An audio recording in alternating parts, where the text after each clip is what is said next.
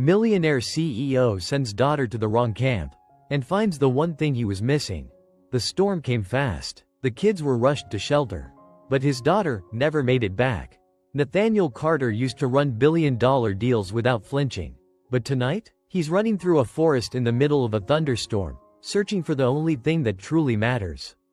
A father, a missing child, a test he never planned for, but one he has to pass. This is the story of a man who thought he had everything, until a 12-year-old girl and a flash of lightning reminded him what love really means. Hit that subscribe button now. Because what happens next will stay with you forever. The mistake that changed everything. He thought he was sending her away for the summer. He didn't realize he was about to be brought home, for the first time in years. Nathaniel Carter lived by the rules of precision. His morning coffee had to be exactly 200 degrees. His shirts came pre-pressed in a plastic sleeve, hung with surgical symmetry, and his entire life, from quarterly earnings to school pickups, ran like a billion-dollar machine. He wasn't just a CEO. He was the kind of man who answered emails during dinners, planned vacations a year in advance, and scheduled his daughter's childhood like it was a long-term investment. That's why, when summer rolled around, and Lily's boarding school closed its gates for break, Nathaniel didn't panic. He made a spreadsheet, camp options, rankings, safety ratings, tuition brackets. A clear winner emerged. Everglow Elite Retreat, a luxury experience in nature. He didn't read much past the headline. The assistant booked it, the driver loaded the bags. And just like that, he and Lily were off on what he called a quick drop-off. Nathaniel barely noticed that Lily hadn't said much during the drive. Her brown curls framed a quiet face as she stared out the window. Watching trees whip past the glass like secrets never told. "Are you excited?" he asked, glancing at her between business calls. She nodded, not convincingly. But Nathaniel had work to get back to and 100 unread emails whispering his name. The SUV wound its way through backcountry roads, the sleek black tires kicking up dust in the summer sun. GPS confirmed they were close. Nathaniel sat straighter, smoothing his suit jacket, until the trees opened up. And he saw it. No stone buildings, no velvet lounge chairs, no spa cabins or tennis courts. Just wooden shacks, dirt trails, children with mud-streaked legs and wild hair. A rope bridge, a canoe half sunken in a lake. A banner hung over the gate. Camp Firefly, where adventure begins. Nathaniel blinked. Once, twice. This couldn't be it. But Lily, his 12-year-old, introverted, piano-practicing daughter, lit up like someone had flipped on a light inside her chest. "Dad," she whispered, eyes wide, "is this a survival camp?" Before he could answer, she yanked open the door and bolted out.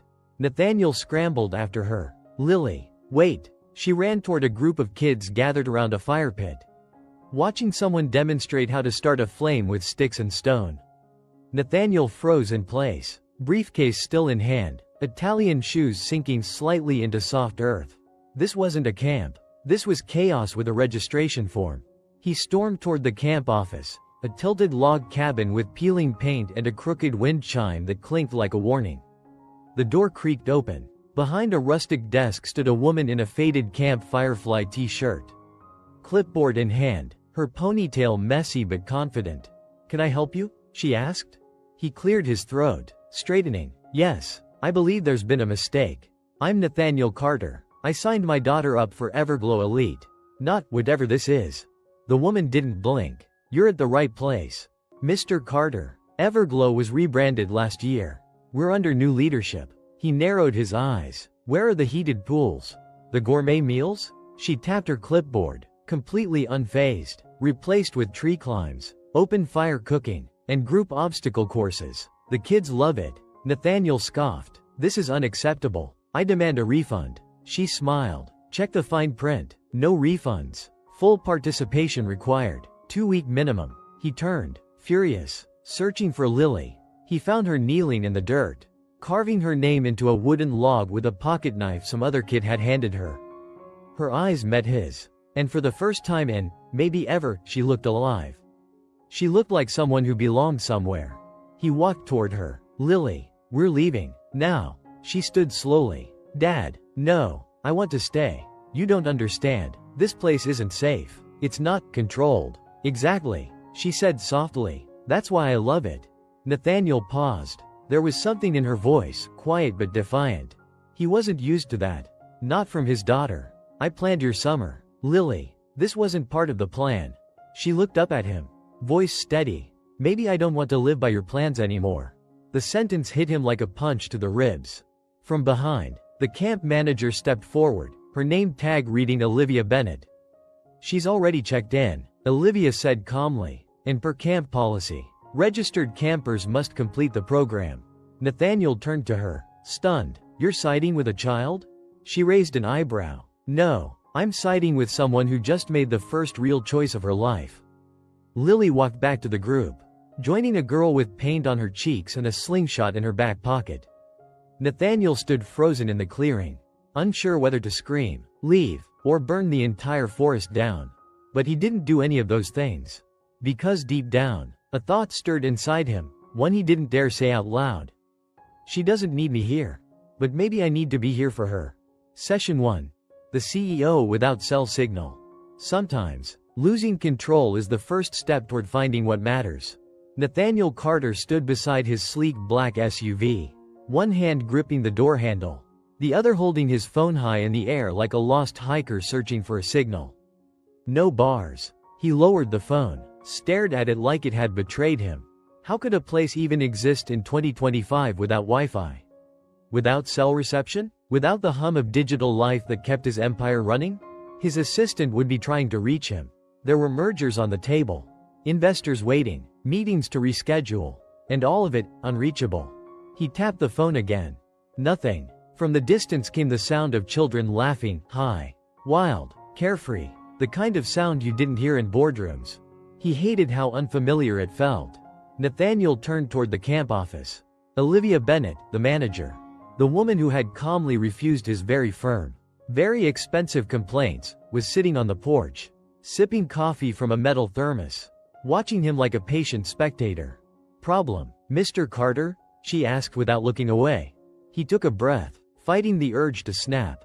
My phone doesn't work. She nodded, deadpan. That tends to happen when you're off-grid. It's sort of the point. I need to be reachable. By who? My assistant, my clients, my team. She cut him off gently. Not unkindly. You're here now. That's not the point. No, she said, standing, but maybe it should be. He opened his mouth to argue. But Olivia had already turned and disappeared back into the cabin, leaving him alone with the sound of wind through trees and his own rising panic. Nathaniel Carter was trapped, not by handcuffs or contracts, but by something far worse, silence. That afternoon, he tried to stay near his car, pacing like a lion in a cage. He opened his laptop, dead. No signal. He read a report on his tablet. It made no sense. By 2 p.m., he was sitting on a log, staring at the ground, wondering what the hell he was supposed to do here. That's when he heard it. Dad. Lily's voice cut through the stillness like a song. He looked up. She was running toward him barefoot, her cheeks smudged with dirt, her hair in a messy braid, and a wild grin on her face. Come see what I made, she cried, grabbing his hand without waiting. She dragged him across a field to a clearing where half a dozen kids had constructed a makeshift tent out of branches, leaves, and an old tarp. Lily beamed like she'd just built the Empire State Building. Nathaniel stared at it. It looked like a pile of debris. It's amazing, right? Lily said, catching her breath. He forced a smile. It's very creative, but she wasn't looking for his approval. She was looking at the other kids, laughing, comparing who had the better shelter. Nathaniel felt a sharp pang in his chest. It wasn't jealousy. It was something worse. He was being replaced, not by another man, but by independence, by joy that didn't require him. At dinner, Nathaniel sat alone at the parents' table, poking at a plate of beans and grilled corn like it was a foreign delicacy.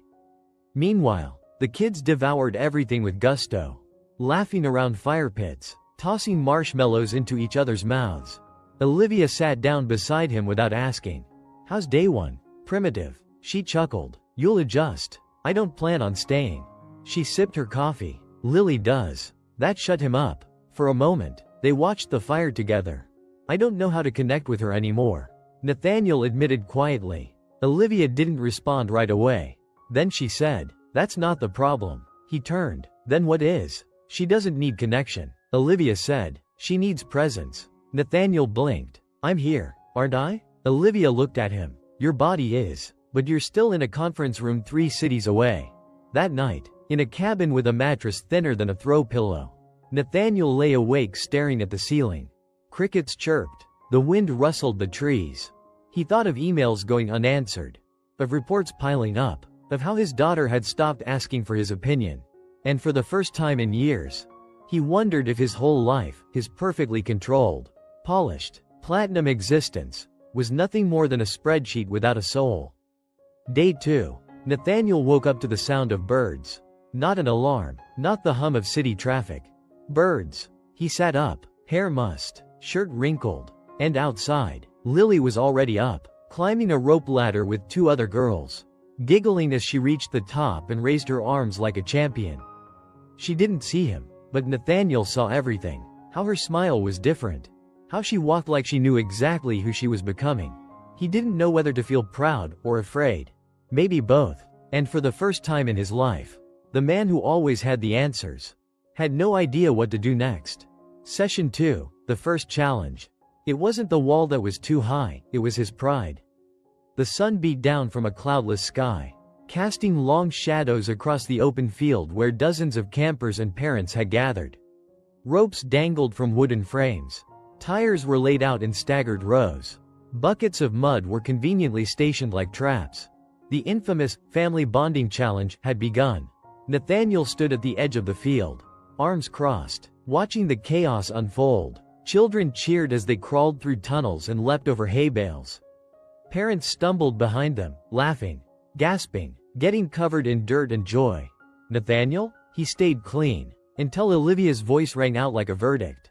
Mr. Carter. All heads turned. His name hung in the air like a challenge.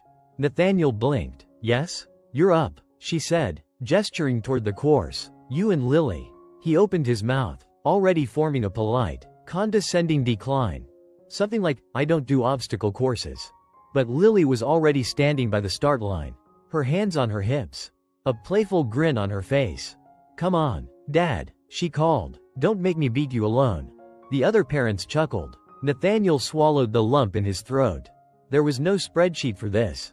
No assistant to outsource the mud. No opt-out button.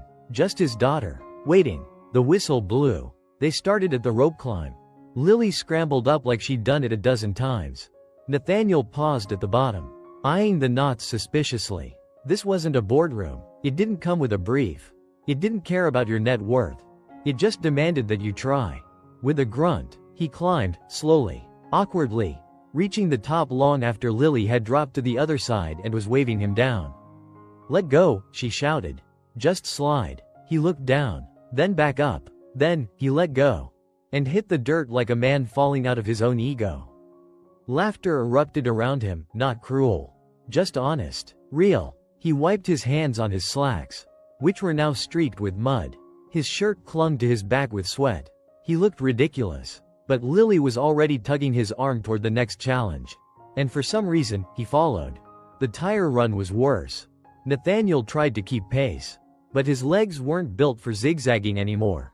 He tripped on the 3rd tire, fell on the 4th. Lily doubled back, laughing as she helped him up. Are you okay? She asked. Still giggling, he stared at her. There was no embarrassment in her eyes. Just fun. It had been years since he'd seen that look directed at him. I'm okay, he muttered. She grinned. Good, we're winning. He almost believed her. Then came the final obstacle. The wall. 10 feet high. Flat. No ladder. Just ropes and teamwork. Lily ran ahead, scanning for a way up. Nathaniel stayed behind, assessing it like a risk report.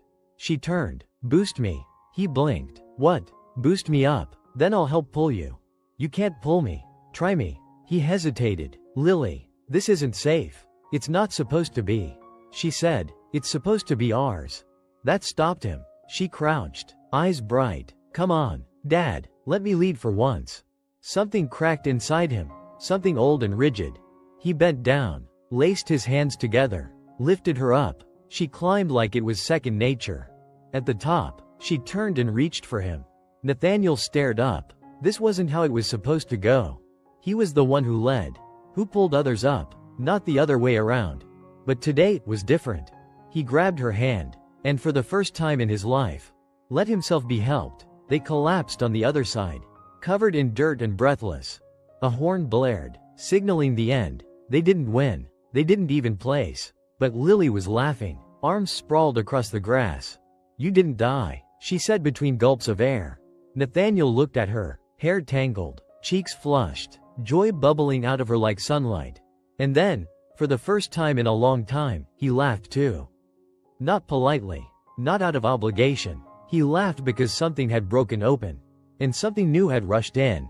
Later that evening, while the sun melted into the horizon and the sky blushed gold and orange, Olivia approached him by the lake.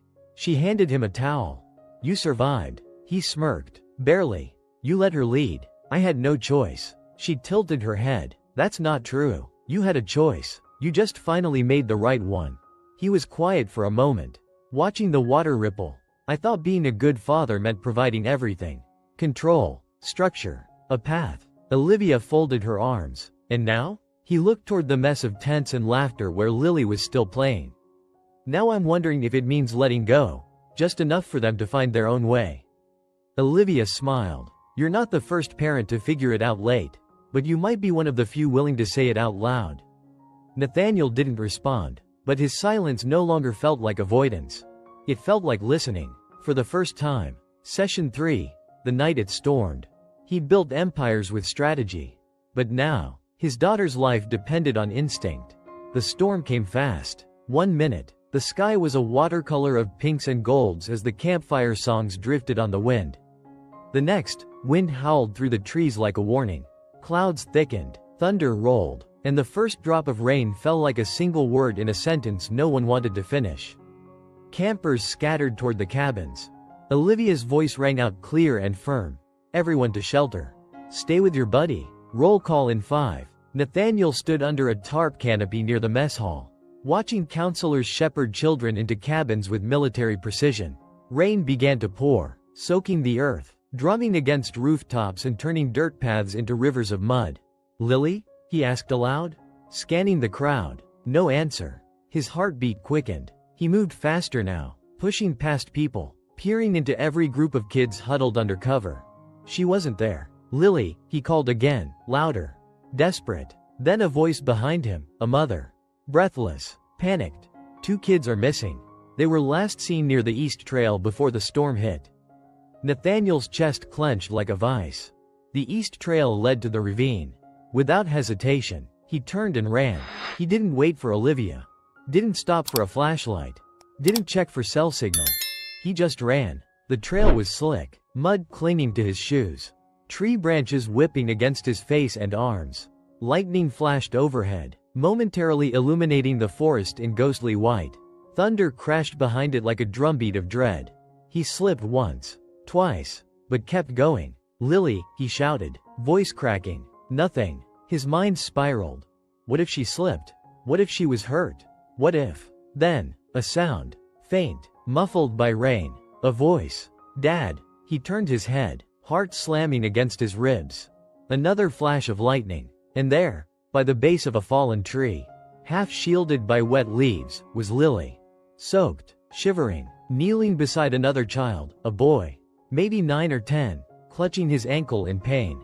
Nathaniel's breath caught. She wasn't panicking. She was protecting. "I didn't want to leave him alone," Lily called through the rain.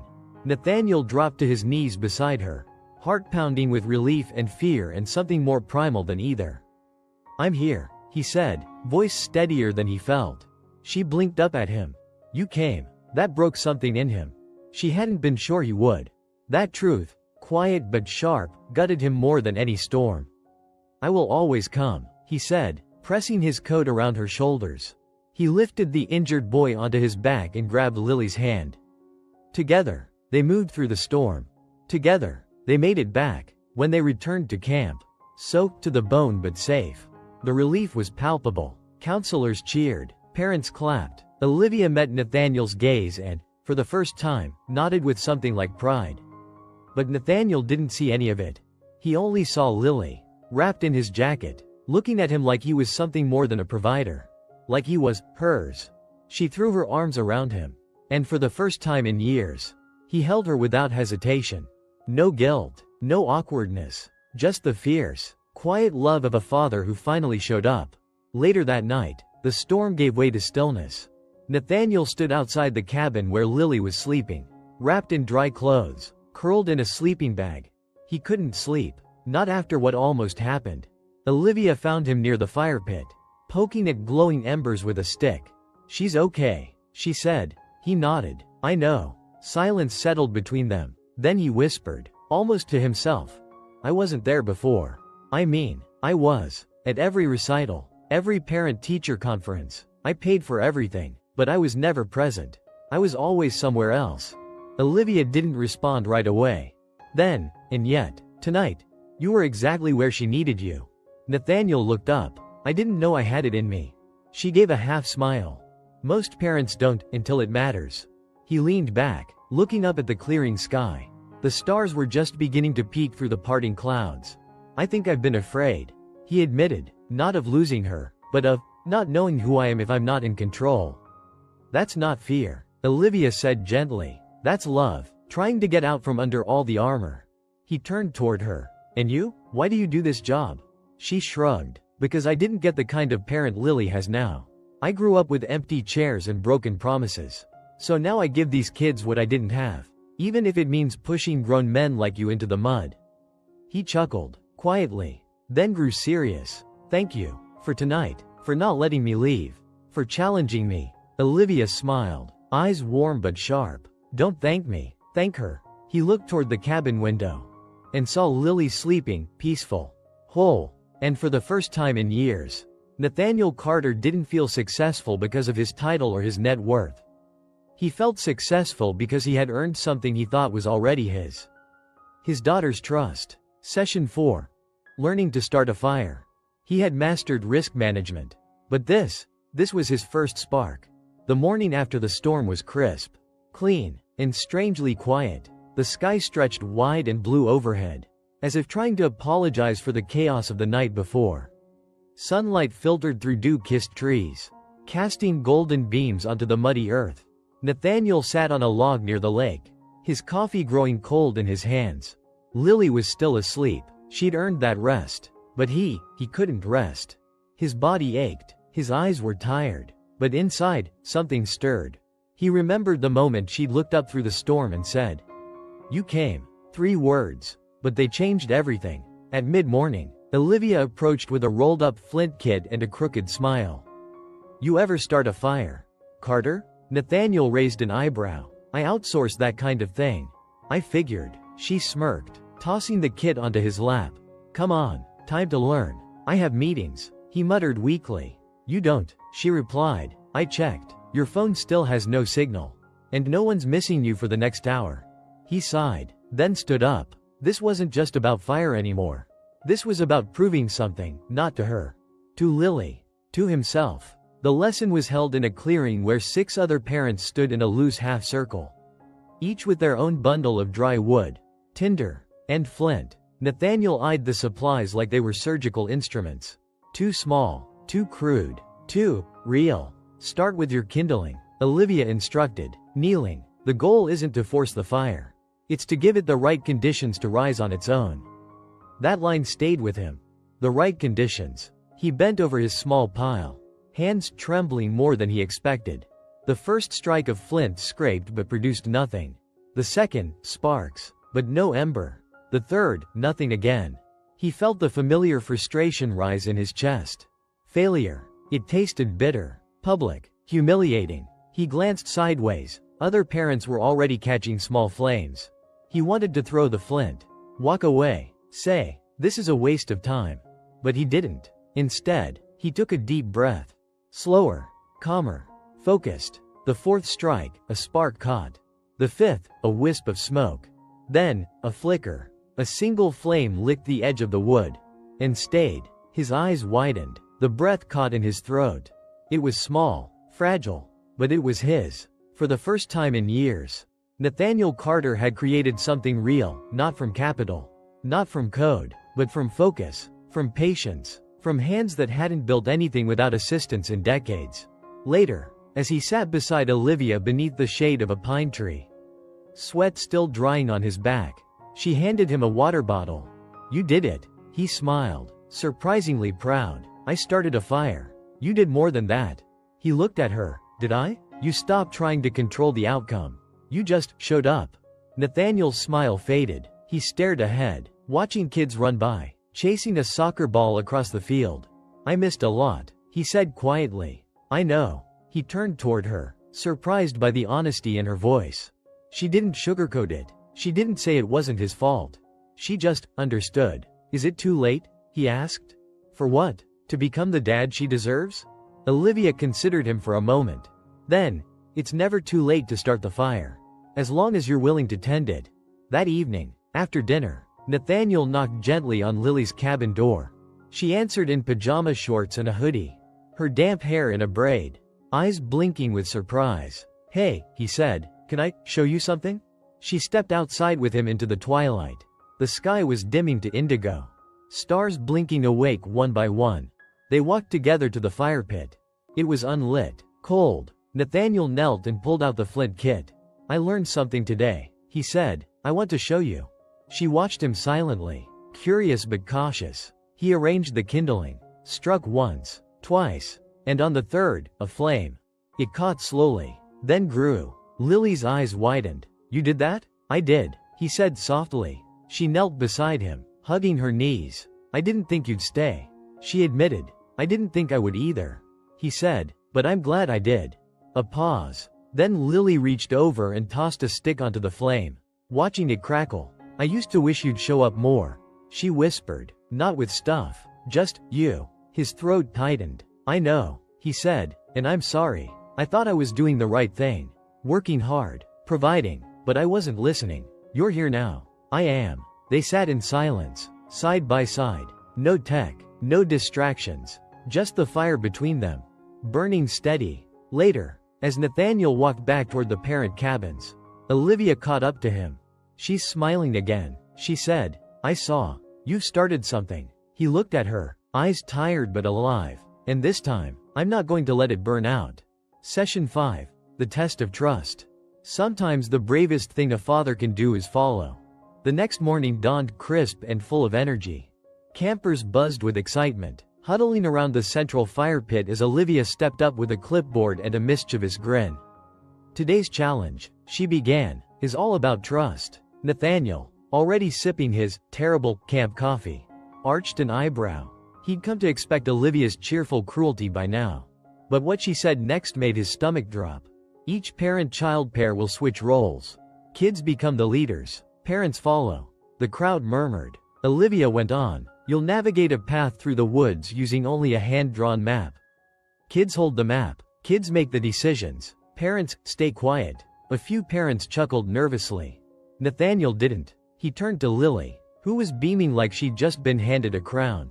"I get to boss you around all day," she teased. He forced a smile. "Can't wait." But inside, something churned. He was used to leading, to controlling every variable, to making sure the outcome was predictable, measurable, profitable. This was chaos in a paper bag, and he was about to be dragged through the middle of it.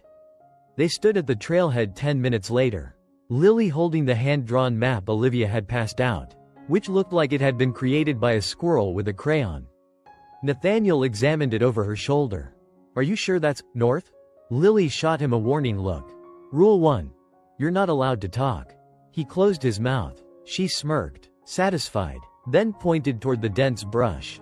"We go that way." He followed. They hiked in silence for the first few minutes, ducking under branches, hopping over roots. Lily was surprisingly sure-footed, pausing occasionally to double-check the map, then adjusting course. Nathaniel wanted to speak up half a dozen times.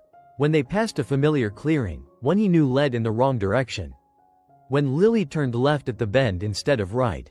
When they looped back to the same patch of moss-covered stones. But he said nothing. His hands itched. His mouth was dry. But he followed, because that was the rule. And also, because this mattered to her. He saw it in her face, the concentration, the determination. She wanted to succeed, not to prove him wrong. To prove she could. 45 minutes in, they hit a dead end. Lily groaned, dropping to a tree stump and yanking off her backpack. Okay, she muttered. That was a wrong turn. Nathaniel stood beside her, waiting, silent. Old Nathaniel would have taken the map, fixed it, led them out. But today, he waited. Lily stared at the paper, biting her lip. Maybe I missed the lake mark. Still he said nothing. Then, okay, we double back, just 5 minutes. She stood, hoisted her pack again, and they started walking. It was quiet between them. Not heavy, not tense, just quiet, until Lily suddenly blurted, I used to think you didn't trust me. Nathaniel blinked. Lily, you can talk now, she said gently. He exhaled. I didn't know how. To trust me? To not be the one in control. He admitted. They paused beside a tree where the path forked. I thought if I made all the right decisions, he continued, you'd be protected, that I could fix everything before it broke. Lily looked up at him. But I needed to break things sometimes. That's how I learn. His throat tightened. I know that now. They stood for a beat. Then Lily handed him the map. Here, want to choose the next path? He looked down at the paper. Then shook his head. No, lead the way. She smiled, wide, real, filled with something he hadn't seen in years, trust. They reached the checkpoint 20 minutes later. One of the first teams to arrive.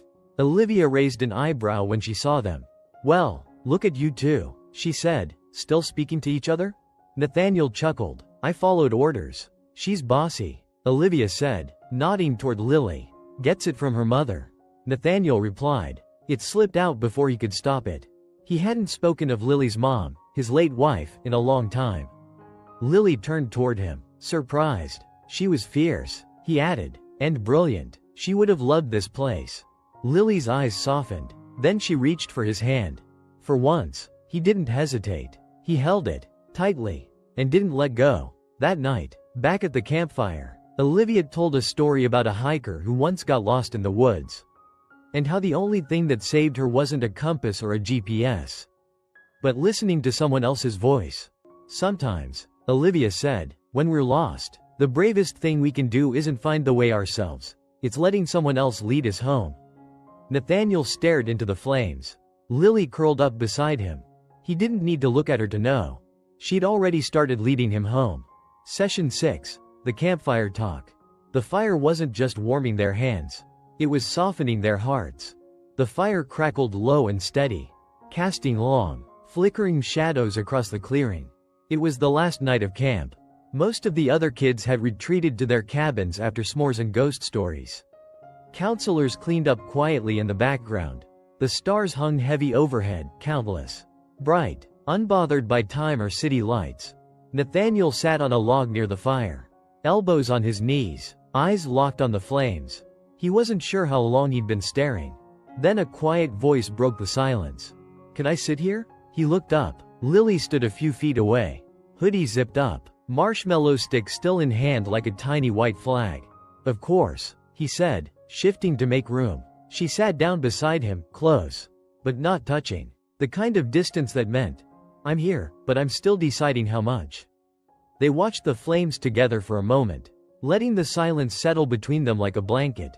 Then Lily spoke. You know what I used to think? She asked, her voice almost too soft for the wind. Nathaniel looked over. What? I thought you liked your office more than our house. His heart stuttered. I thought maybe you didn't know how to talk to me. Or maybe I was just too much work after mom. Nathaniel's jaw tightened. His shoulders stiffened. But Lily didn't stop. And I used to tell myself that it was okay. That maybe I didn't need a dad who took me to school or watched me dance in the living room. I had nannies. I had tutors. I had everything. Her voice cracked. But it wasn't everything. Nathaniel's throat burned. He wanted to speak, to explain, to fix it, but she wasn't done. And sometimes, when I saw other kids hugging their dads, or when I had to sit alone during bring your parent to school day, I'd think, she hesitated, maybe I just wasn't enough. Those words hit harder than any investor rejection, any business failure, any public embarrassment. They broke him. He turned toward her, his voice hoarse. Lily, you were always enough. You were everything. He exhaled slowly. I didn't know how to stay. She glanced at him, eyes glossy in the firelight. Why? He looked at the flames. Then the stars. Then finally, Her. Because when your mom died, I was angry. At the world. At fate. At myself. And being around you. You look so much like her. And you laugh like her. And every time I saw you, it reminded me of what I lost. He paused, swallowing hard. So I buried myself in work. In deals. In spreadsheets. I told myself I was doing it for you. Giving you a future. But the truth is, he turned fully to her now. I was running. Lily blinked, a single tear slipping down her cheek. Nathaniel wiped it with his thumb. Gently. I missed your 5th birthday. He whispered, because I couldn't bring myself to walk into a room with balloons and cake and not see her there. Lily's face crumpled. I just wanted someone to be there. She whispered. I know, he said, and I will be. From now on. They sat in silence for a long time. Then she leaned into him. Slowly, carefully, her head resting on his shoulder. His arm wrapped around her. Not out of obligation, but out of instinct. Real, unplanned. Home. I don't need you to be perfect. She mumbled. He smiled. Good. I'm terrible at that. She gave a soft laugh. The kind only someone safe would let out. Much later, when most of the fire had died down, Nathaniel pulled a folded paper from his pocket. Here, he said, I was going to give this to you tomorrow. But I think now is better. She opened it slowly. Inside was a simple list. Handwritten, messy, real, things I want to do with you. Make pancakes from scratch. Watch a movie you pick, even if it's animated. Take you to your favorite bookstore. Learn your favorite song on guitar, might take years. Write you into my schedule, and then throw the schedule away. Lily read it once, then twice. She folded it carefully, as if it were something sacred. I want to add one, she said. Go on a trip where we get lost. He raised an eyebrow. Didn't we just do that? She smiled. Yeah, but this time, let's not wait for lightning. He laughed. I'm in. And for the first time in his adult life, Nathaniel Carter wasn't worried about what came next. Because he knew, whatever it was, they'd face it together. Session 7. The storm brought us home. He used to run from the storm. Now he walks straight into it, for her. It started as a whisper in the trees. A change in the wind. A heaviness in the air. Nathaniel didn't notice it at first. Not really. He was too busy helping Lily and 2 other campers sort through the leftover firewood for the next morning's kindling. But Olivia noticed. She looked up from the mess hall steps, her eyes narrowing toward the horizon. Storm's coming, she said under her breath. No sooner had the words left her lips than a low rumble echoed in the distance. Nathaniel paused mid-step. He recognized that sound, not just thunder, but the kind of thunder that moves. Lily looked up. Do we need to go inside? Olivia was already shouting instructions. All campers back to cabins.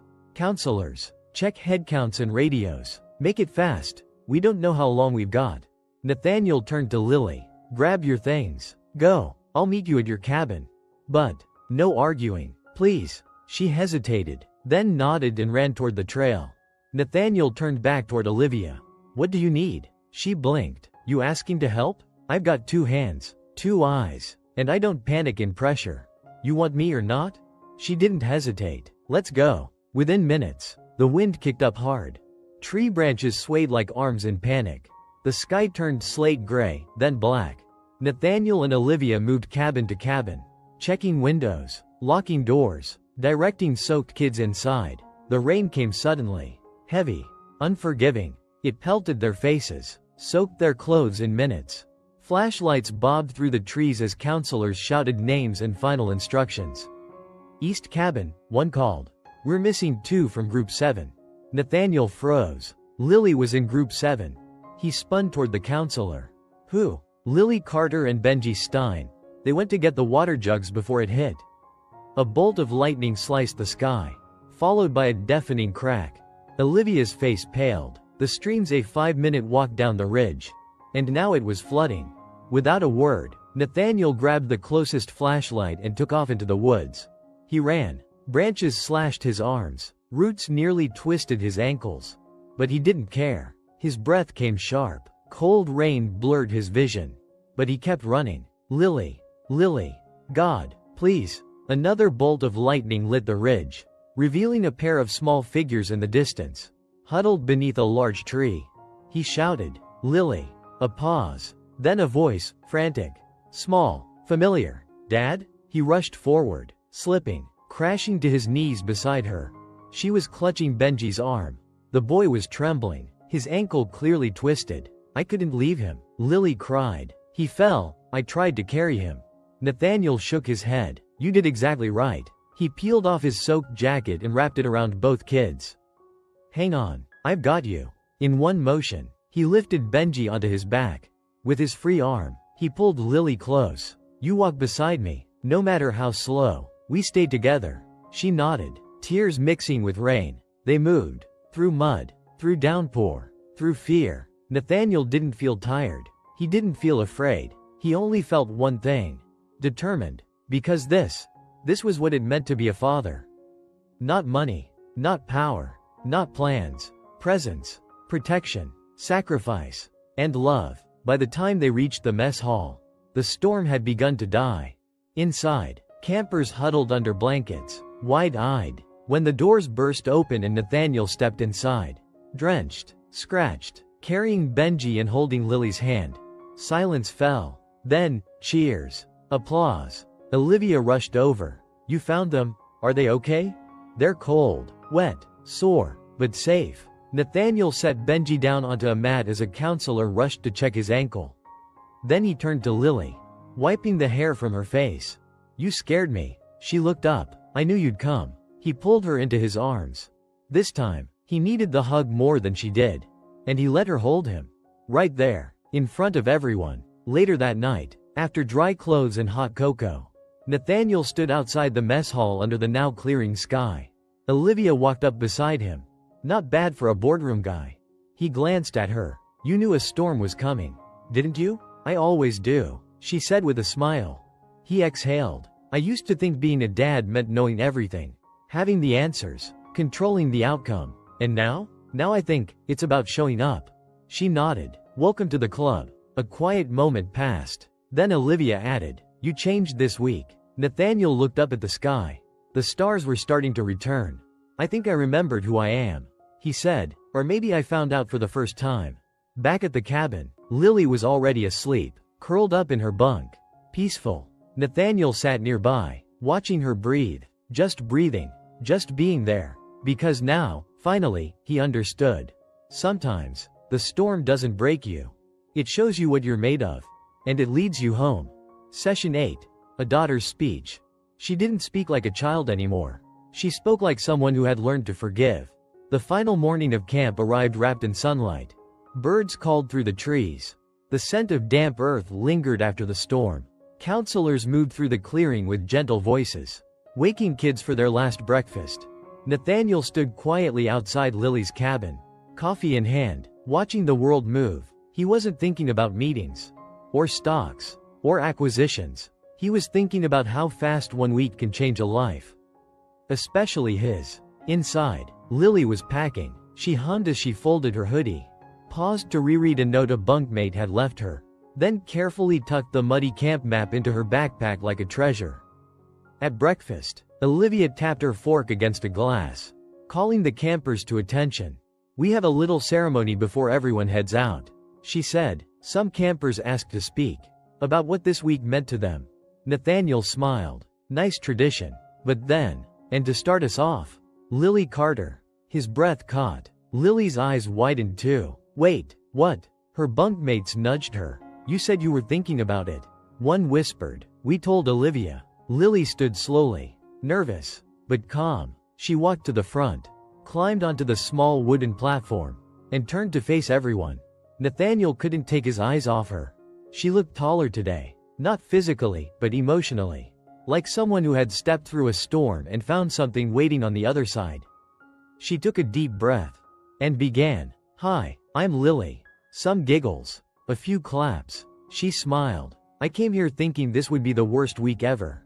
My dad accidentally sent me to the wrong camp. Laughter. Nathaniel chuckled with the rest. But maybe it was the right kind of wrong, she said. Silence. The kind of silence people lean into. She glanced down at her hands, then back up. Before I came here, I didn't think I was brave or strong. I thought I was just someone following a plan. She paused. You know, violin at 4. Debate club, tutors, No chocolate before bed. No staying up past 9. All decided for me. More laughter. But softer now. More knowing. I love my dad, she said, voice quieter. But I didn't really know him. He was always working, or in meetings, or flying somewhere, and I used to wonder if maybe I wasn't interesting enough to keep. Nathaniel felt a knot twist in his chest. Her voice didn't tremble, but his did, inside. But then I came here, and I got muddy, and fell off a log, and burned my first marshmallow, and learned how to start a fire with just a rock. Laughter again. Lily smiled gently. And then my dad showed up. Her eyes moved through the crowd, landed on him, and he stayed, even when it was messy, even when it was hard, even when I told him he was doing it all wrong. A few parents chuckled, a few teared up. I think I learned a lot this week. About how to tie knots, and how to build a tent. But also, she inhaled, that the best kind of love isn't perfect. It just shows up, over and over, until one day, you stop wondering if it will. Silence. A heavy, beautiful silence. And then, applause. The kind that starts small and swells. Nathaniel was the last to clap. Because his hands were shaking. And his heart? It was breaking, in the best possible way. After the ceremony, Lily walked back through the crowd toward him. He met her halfway. Neither spoke. She simply reached out, and slipped her hand into his. And that was enough. Later that afternoon, as they packed up the car, Olivia approached. Leaving so soon? She teased. I have a board meeting tomorrow, Nathaniel said, then looked at Lily. But I might be late. Olivia smirked. Shocking. He looked at her. Serious now. Thank you. For what? For holding the line. For not letting me pull her out. For making it hard. Olivia shrugged. That's what we do here.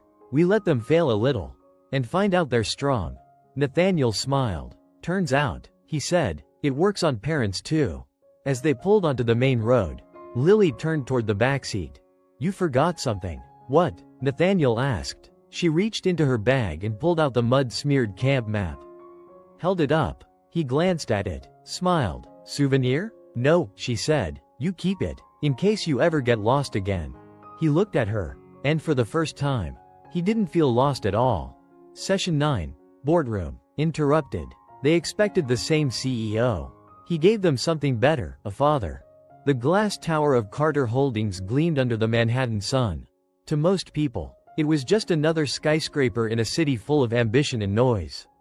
But to those who worked inside, it was Nathaniel Carter's domain, sharp suits, sharper strategies, and the cold efficiency of a man who never missed a margin.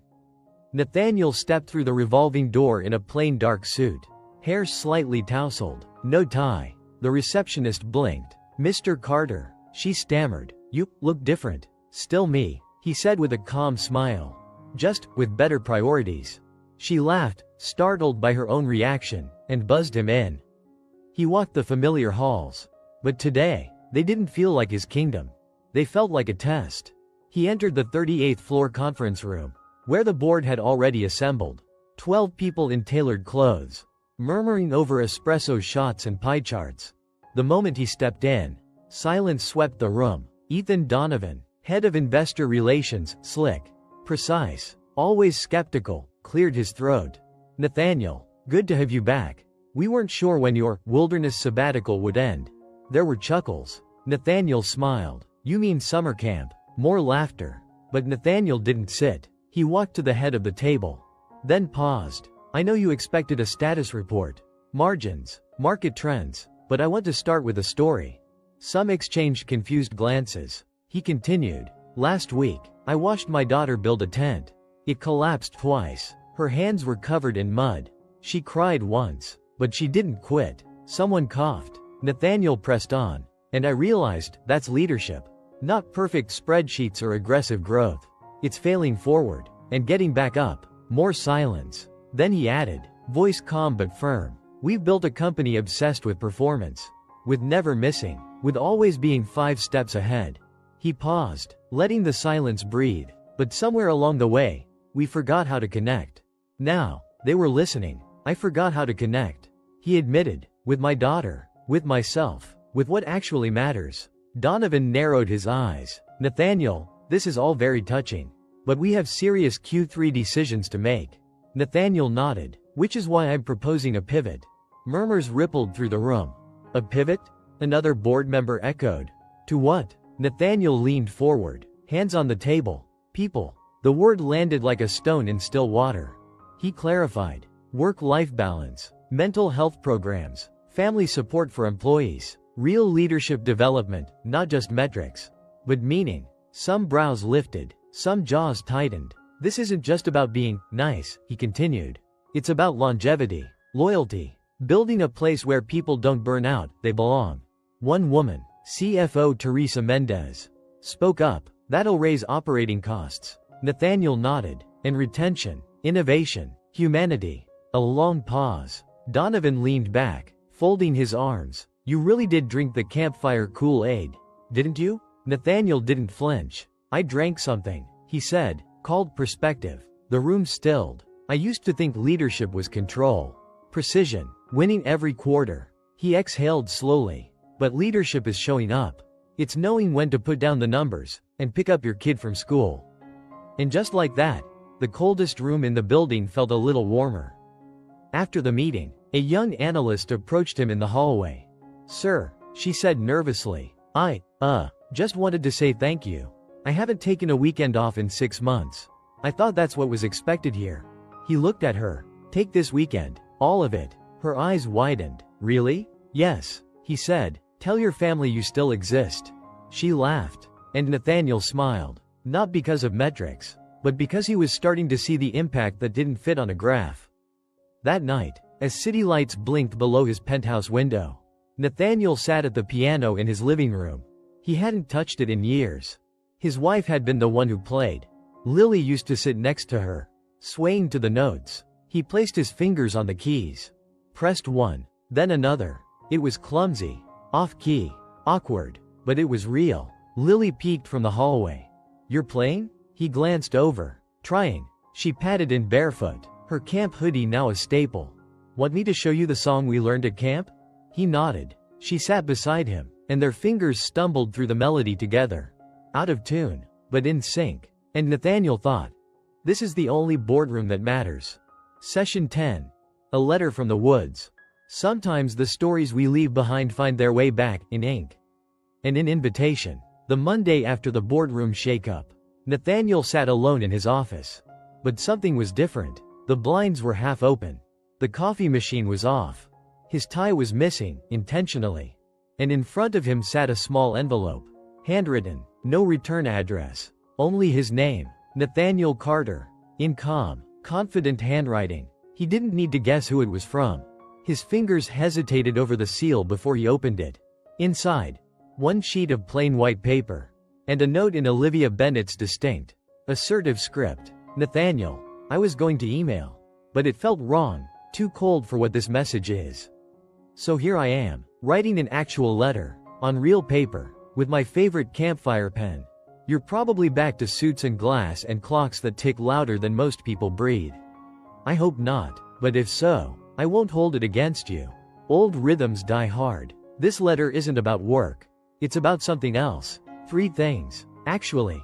First, Lily is amazing. I hope you know that. She left a mark on Camp Ridgewood. On her team. And on me. Not because she's perfect, but because she's real, funny, brave, smart, messy in the best way. She reminded everyone what it looks like when a child stops surviving and starts living. Second, you change. 2. I saw it. So did the kids. So did the staff. You stopped performing and started participating. That's rare, especially for a man who probably hasn't failed at much, except maybe choosing the right camp. Third, I'm extending an offer. Not professional, personal. There's another session coming up next month. Family weekend. It's short, 1 night, no meetings, no mud pits unless requested. I think it would do Lily good to come back. I think it might do you even better. Also, I make a pretty decent cinnamon pancake. Just saying, no pressure. But if you're reading this and smiling, maybe that's your answer. Olivia. P.S. Lily left behind a bandana with Camp Legend stitched into it. It's waiting here if she wants it. Or if you do. Nathaniel read the letter once. Then again. Then set it down beside him and leaned back in his chair. A slow smile pulled at his lips. A few minutes later, he walked out of his office. past his stunned assistant. Cancel the Thursday dinner, he said. She blinked. The one with the board? Reschedule. I've got a weekend to plan. That Friday evening, Lily came home to find her dad in the kitchen, making pancakes. Burning pancakes. Badly. She stared. Are you okay? He looked up from the smoking skillet, flipping something unrecognizable with a spatula. I got a letter. From who? The IRS? Nope. He passed her the envelope. She read the name. Olivia. Her smile widened. Did you say yes? I'm saying it right now, he said, flipping the last burned pancake onto the plate. Pack a bag. Lily raced to her room. Nathaniel watched her disappear down the hallway. And quietly, he picked up the letter again, folding it carefully, like something worth keeping. The drive back to Camp Ridgewood felt different. Last time, he'd clutched the wheel like it was a lifeline. This time, his hand rested comfortably on it, one elbow out the window. Lily sang along with the radio. Off-key, loud. And Nathaniel? He didn't even try to stop her. As the SUV turned the final bend, the trees opened once more, and the cabins came into view. Lily gasped. I forgot how much I loved this place. Nathaniel smiled. I didn't. Olivia met them at the gate, arms crossed, wearing jeans, boots, and that look that said she wasn't easily impressed. But when she saw Nathaniel, she gave him something new. A small, quiet smile. Back for more torture? She teased. He grinned. I figured I'd start with the pancakes. Smart man. She turned to Lily. Bandana's waiting on your bunk. Lily ran ahead, already calling out names she remembered. Nathaniel stood with Olivia for a moment, watching her go. She's lighter here, he said. She's seen here, Olivia replied. He nodded. So are you, she added. He looked over. Her eyes didn't flirt. They understood. And that was better. Come on, she said. Let's build a fire. I'll let you start it, no pressure. He chuckled. I've been practicing. Really? No, but I'm good at showing up now. They walked side by side into the trees. And somewhere behind them, laughter rang out under a sky just beginning to turn orange. It was only one night, but it would last forever. Because sometimes, love doesn't look like fireworks. Sometimes, it looks like coming back. The campfire never really goes out. He came to correct a mistake, but he left with something he never knew he needed: forgiveness, belonging, and a second chance. The last morning at Camp Ridgewood was cool and golden. The sun filtered gently through the pine trees, casting light like honey over the wooden cabins, empty now except for packed bags and faint echoes of laughter. Nathaniel Carter stood near the fire pit, hands in his pockets, watching the final embers glow softly beneath a blanket of ash. Lily ran across the field, cheeks flushed with life, wearing her bright green, camp legend, bandana like a crown. He smiled. A real smile. Not one rehearsed for photos. Not one masking exhaustion. Just full, whole, alive. He hadn't planned to feel this much. Hadn't planned to change. But somehow, between burned pancakes, muddy sneakers, silent nights, and a 12-year-old girl who refused to be ignored, he did. And maybe that was the lesson. Growth doesn't always come from spreadsheets. Sometimes, it comes from sitting on wet grass beside someone who still believes in you, even when you don't believe in yourself. As they loaded up the SUV, Lily turned to Olivia one last time. Thank you for everything. Olivia knelt slightly, tying the strap of Lily's backpack. You're stronger than you think, she whispered, and smarter than most adults I know. Then she looked at Nathaniel. I mean it. He met her eyes, something quiet passing between them. Not a promise, but a beginning. I'll be back, he said. For the pancakes? She teased. For the reminder, he replied. That life isn't lived in glass towers. She smirked. You sure you remember how to live in the woods? He smiled. I've got a map, and a pretty good co-pilot. Lily waved as they pulled away. And in the rearview mirror, Camp Ridgewood grew smaller, but the fire in their hearts stayed warm. 1 week later, back in the city, Nathaniel stood in the boardroom. Same table, same city skyline, same old suits. But something had shifted. In him. In everything. He wore a simple band on his wrist now, green nylon, with Camp Legend stitched in faded yellow thread. Lily had given it to him, in case the city makes you forget. He hadn't taken it off since. During lunch break, Nathaniel walked down to the lobby and paused. He looked at the faces passing by. Phones in hand, lives in fast forward. And he thought of that night by the fire. The way Lily had whispered, "You came," as if that alone made everything okay. He whispered to himself, "I'll keep coming, I'll keep showing up." That, more than any corporate goal, was the promise that mattered now. That night, Lily found a small note on her pillow. No email, no text, just a folded piece of paper. Inside, "You're my greatest investment, and the one thing I'll never sell short. Love, Dad." Her eyes filled. She pressed the paper to her heart and smiled. Somewhere in the woods, a fire pit still remembers their laughter. The trees still carry their stories. And a stubborn camp manager is probably flipping pancakes with a crooked smile, waiting for next summer. Because the truth is, the fire never really goes out. Not when it starts in the heart. Thank you for watching today's CEO Love Stories. Every love story is a journey. One filled with passion, ambition, sacrifice, and unforgettable moments. Here at CEO Love Stories, we bring you the most compelling tales where power, success, and love collide. If you enjoyed this story, don't forget, like to support more incredible content. Comment your thoughts. Can love overcome power and ambition? Subscribe and turn on notifications, so you never miss our next breathtaking romance. CEO Love Stories, where love and power collide. Because love isn't just a feeling, it's a choice. See you in the next story.